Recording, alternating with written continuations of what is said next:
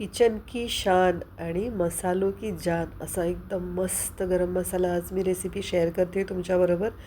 मी वर्षानुवर्षे गेली 20 वर्ष हा मसाला असा बनवते मी. अगदी मस्त टिकतो हा 8-10 महिने असा मसाला आहे. तर नमस्कार सगळ्यांना and welcome back to my channel Samruddhi simple life.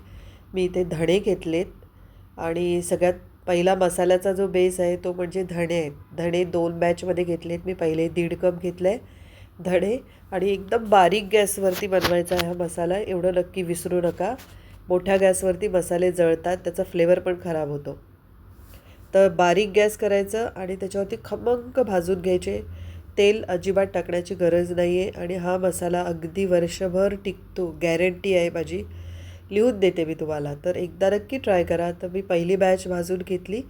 थोडे थोडे घेतले, 1.5-1.5 कप असे, म्हणजे टोटल 3 कप घेतलेले आहेत धणे. म्हणजे काय होतं, छान भाजले जातील. एकदाच जास्त क्वांटिटी टाकून खराब नको व्हायला. आता इथे मी बडीशोप घेतली आहे. बडीशोप मी आधी 1 कप घेतली, मग मला असं वाटलं की अजून पाहिजे थोडी, मग मी अजून अर्धा कप बडीशोप घेतली.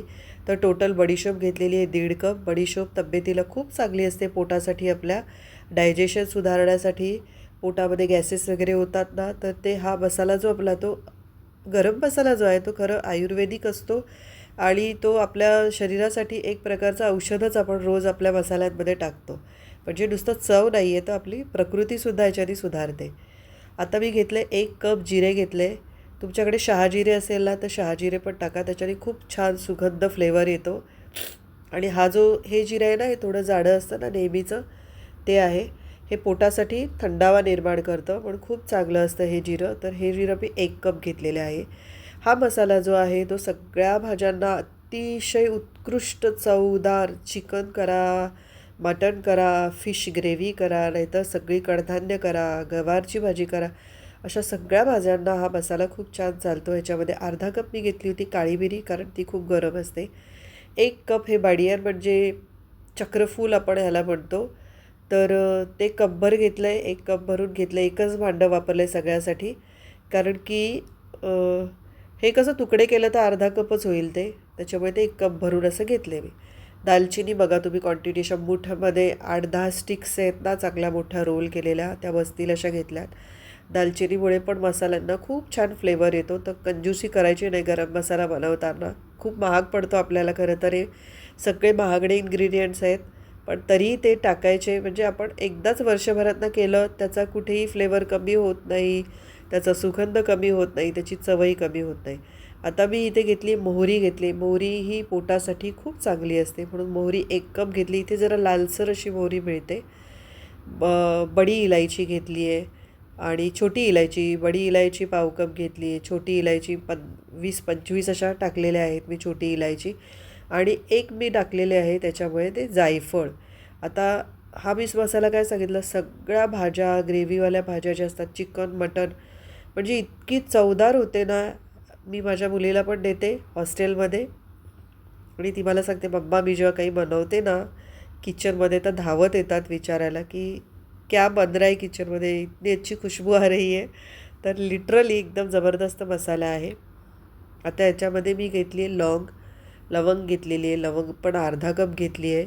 जास्त क्वांटिटी आहे आपल्या मसाल्याची. लवंग पण अशी छान डोळे असतात ना तशी घ्यायची, खमंग भाजायची. ती फुलते आणि छान डबल साईज होते. तेजपत्ता घेतला आहे मी इथे. तेजपत्ता तुकडे केलेत तर 1 कपभर असं भरेल तेजपत्ता. ओके. तर तेजपत्ता पण आहे बघा, असं तुकडे केले ना, छान त्याचा चुरा होतो. असे भाजून घ्यायचे. हवं तर कैचीने कापून घ्या, म्हणजे भाजायला जरा इझी पडतं. आता मी इथे घेतलं आहे दगडफूल. दगडफूल पण 1 कपभरपेक्षा थोडंसं अजून जास्त घेतलेलं आहे, कारण ते पण हलकं हलकं असतं ना, त्याच्यामुळे कपभर असं दाबून कपभर घेतलेलं आहे मी दगडफूल.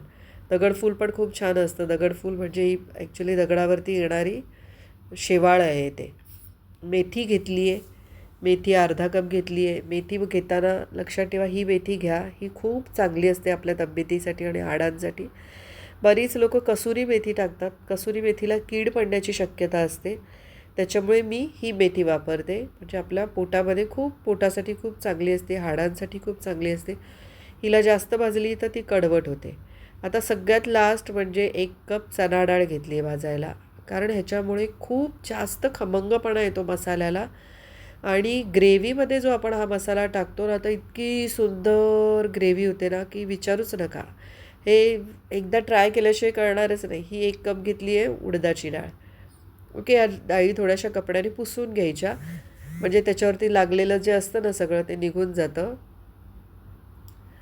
आणि मग आपण काय करायचं, ही पण डाळ एकदम छान खमंग भाजून घ्यायची आणि हे मसाले थंड केल्यानंतरच ग्राइंड करायचे ना, तर त्यांना पाणी सुटेल.